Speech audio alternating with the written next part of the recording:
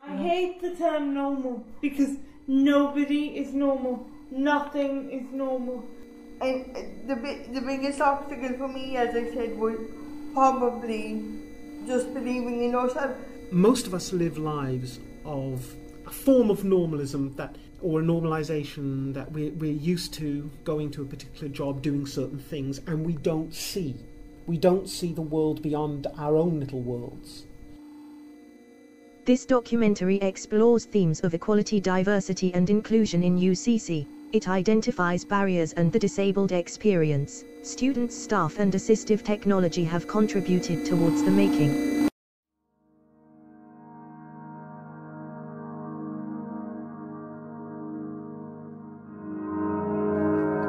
My name is Sarah Harrington and I'm a disability activist. I am making this programme to highlight the barriers disabled people face, both attitudinally and physically. In this episode, I will try to unpick some of the ways in which disability is presented both culturally and socially. I will look at how language can influence the experience of disabled people through policy, education and art.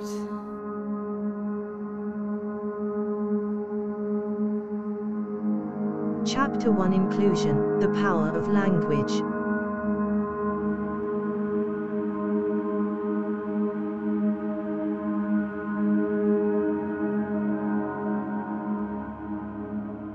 Can you talk to me about the definition of a disability?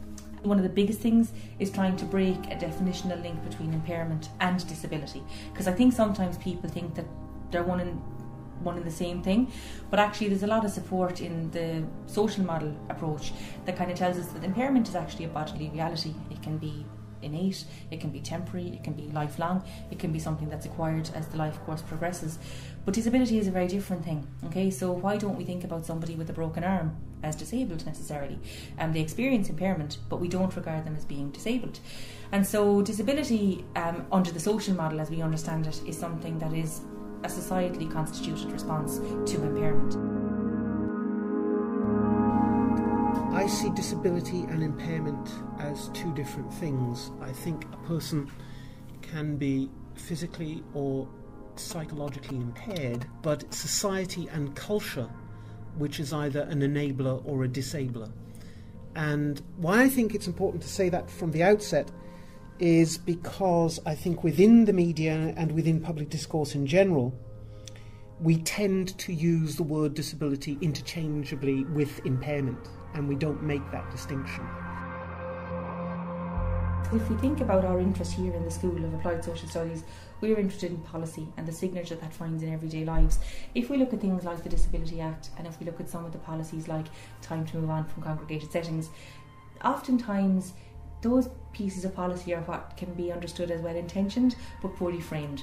So they can be sometimes paternalistic in their framing, and the language around deficit, the need to be protected, the need to be minded, that can be very disenfranchising language, and it can actually feed a set of assumptions around disability that are actually incorrect.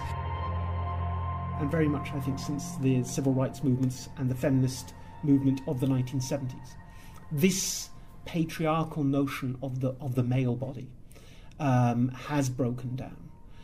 But there are cultural resonances that still survive, and it's these cultural resonances and echoes that continue, I think, to inform the media.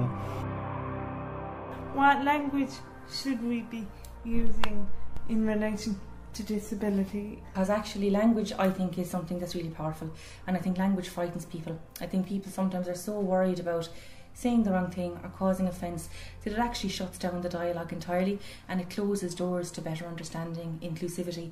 So, I mean, generally, if I find myself in a situation of not quite knowing how to refer to a particular phenomenon or how to address a particular individual, in any situation where I can, I'll always just say, are you comfortable with the use of a particular term? And I think that's generally a very healthy approach. I think these writers, like Judith Butler, have argued that to be political is to question what do we mean by disability. When we use the term disability, we need to use it precisely. We need to define it precisely. We shouldn't just confuse it with impairment. And this is not, I think, what's being done today enough in public discourse. We need to use language in a more precise way. And this is what philosophers like Judith Butler help us to do, to think about how we use the words, and that we need to use these words in a precise way in order to advance our life together. But again, all of that returns to the idea of how we construct language, because precise language will lead to a more defined meaning. After all, language constructs the reality in which we are living. There are words that are definitely recognised now as being outright offensive and definitely not PC. So we think about like retard, spastic, cripple. But what's very interesting for me is the way in which like disability scholars are reclaiming those terms. So very similar to when we see in the gay movement queer theory, that term has been sort of reoccupied, reconfigured and loaded with new positive meaning.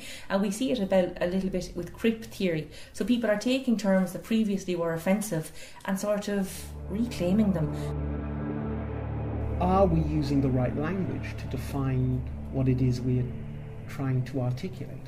Which would be my problem with the word disability, is that I think we should use more the term inclusion, because inclusion literally and metaphorically includes everyone. The moment I think you use language to separate or to hive one group off against the other, you're engaged in a process of othering. And I think this is significant when we think about the work of Hannah Arendt or indeed Judith Butler, because Arendt was very conscious of the fact that she was a Jew, that she was othered in Nazi Germany. So she was very sensitive to that sense of how language in some way others or distances us. End of Chapter 1. Chapter 2: Equality. Disability Support Services, Policy and the Role of the Educational Assistant.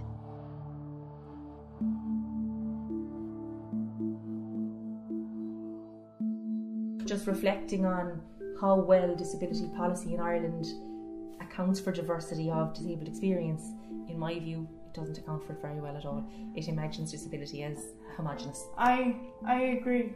As a disabled person, we are constantly underestimated in our perceptions of educational prospects. I was told as a young child by one particular individual that I'd be a vegetable. Look at me now, halfway through a master's and doing radio programs. I don't mean to be blowing my own trumpet, but do I look like a vegetable to you?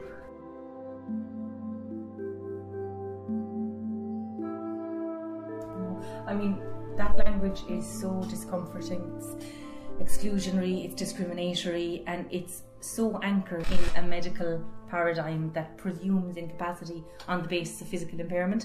But for me, what you're actually talking about in the broader schema of things around education and employment is unconscious bias and the layered assumptions that we make around people that present with an impairment. We have graduates who are impaired, have disabilities or recognise themselves as disabled.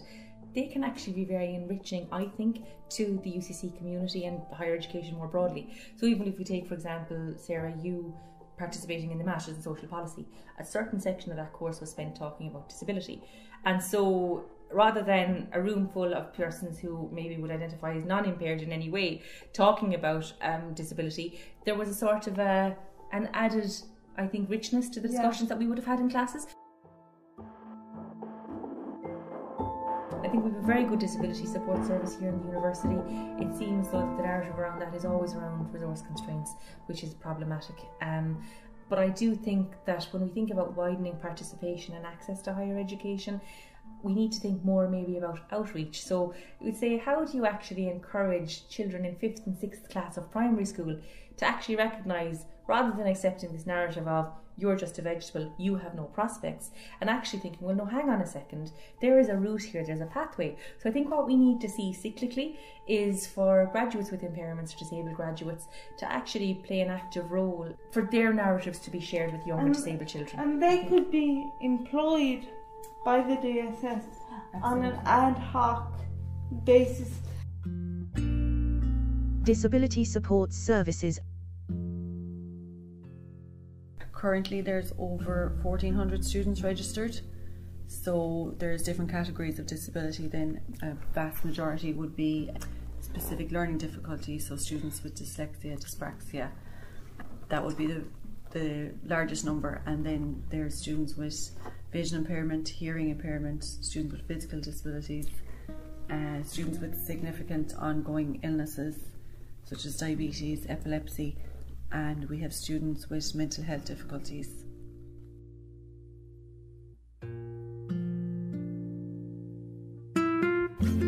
What was the best part of your role as an EA? The best part of my role as an EA was, I think it was guiding people. Like sometimes not everybody knew how to structure essays, and there's kind of a certain element of teaching to it. Could you please outline the services the DSS provides? So we provide academic supports to students, so we'll provide recording of lectures for students on Panopto. We provide tutorial support if it's needed. We provide electronic textbooks for students who mightn't be able to access the library textbooks. For exams, there would be supports around extra time in an exam, or some students might use a scribe, or they might use technology during their exams.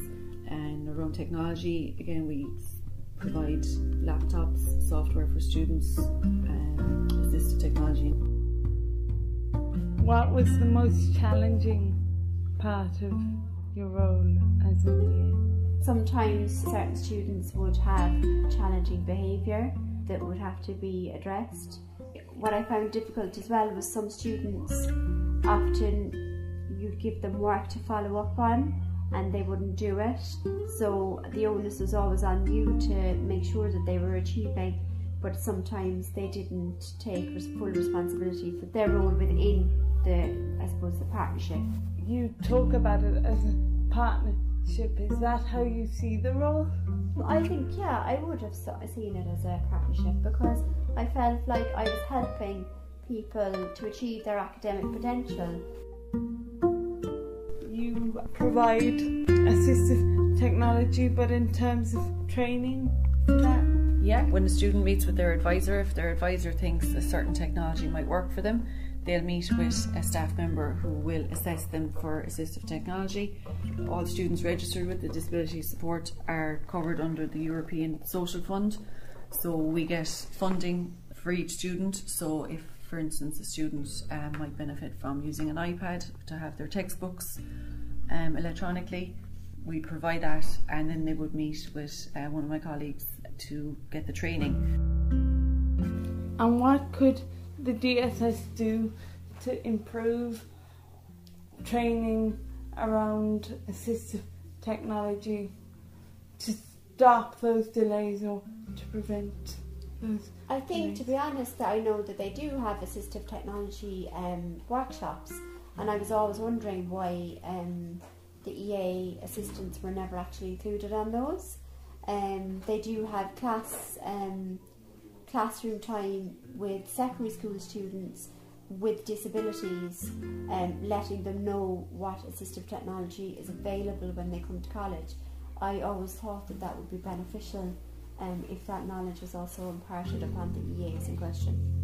I think more clarification on what your role is. I think creating boundaries as well for the students as well as yourself. There isn't really any training as such given in terms of the differing disabilities.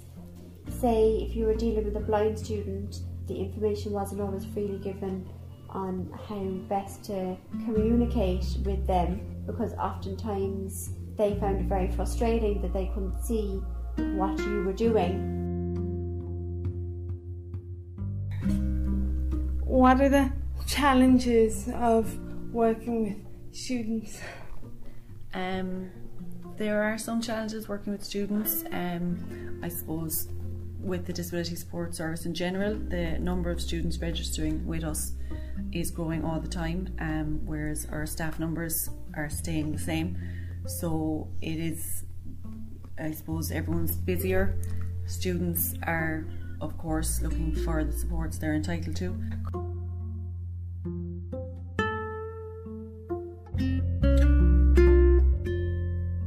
End of Chapter 2. Chapter 3: Diversity, Lived Experience. In this final chapter I speak with 2 students with disabilities about their educational experiences in UCC.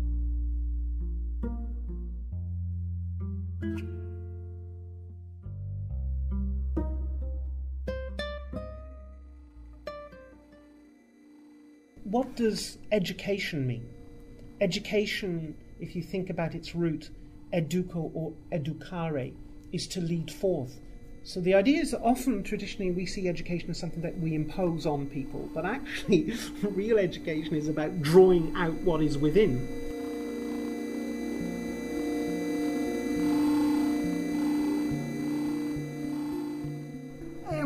I studied my undergraduate here in UCC. I did a BA in Sociology and Psychology, and I split my degree program over 5 years, doing my first year in 2 halves, doing my second year as normal, and doing my third year again in 2 halves. I entered into UCC as an art student, but unfortunately that course didn't particularly work out for me, so I ended up dropping out, and I'm hoping to return now in September to do film and screen media. I think the best moment was when I graduated, because not only did all the work that I did over the 5 years culminate into one moment in the Beer Hall, but I remembered what I did, and I remembered all the obstacles that I faced. During your time in college, did you get involved in any societies? Yeah, over my time in UCC I've been heavily involved with the Disability Activism and Awareness Society for the past year. I've been the auditor of the society, and when I initially started in UCC I also held the position of first year rep. Tell us a bit about the society and what it's about. Okay, well, primarily we're there to represent all of the variety of students in UCC with disabilities. We hold a number of events targeted at awareness and educating the wider student body about some of the issues these students can face on a day-to-day basis, such as accessing supports and getting around the campus and in the physical sense. Were you involved in many societies or clubs? I wasn't really very social during my undergraduate. My priority all my life has been my education, and I think when I got to college my goal was just to get my degree, and that was it. Coming back to do my master's now, I'm going to get more involved in clubs and societies here in UCC. All my friends were moving on faster than I was, so I felt like in my third year all my friends had kind of moved on, and I was like still doing my degree.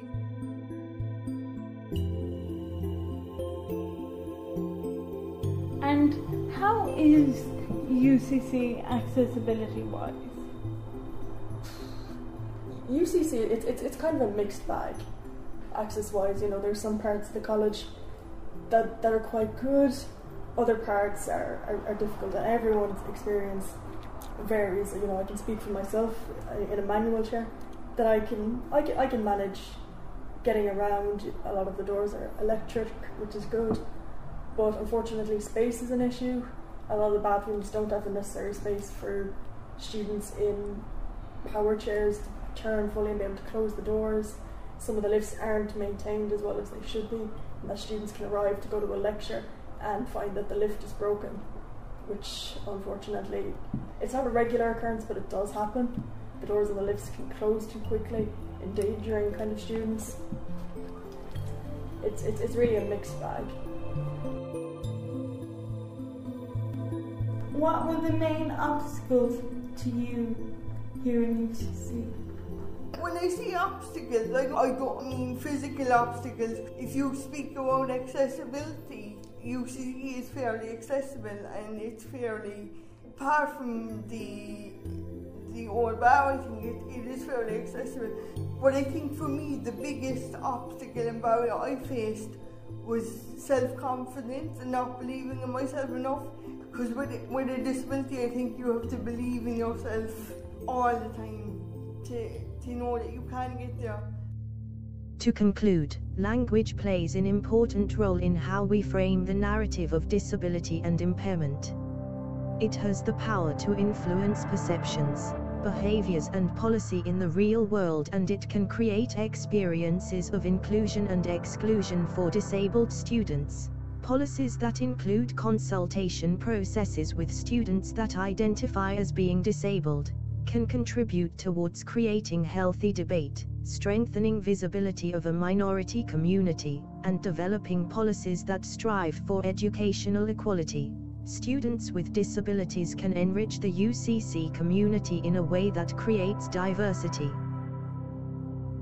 This documentary has been researched, edited, presented and co-produced by Sarah Harrington and Kathy O'Hare.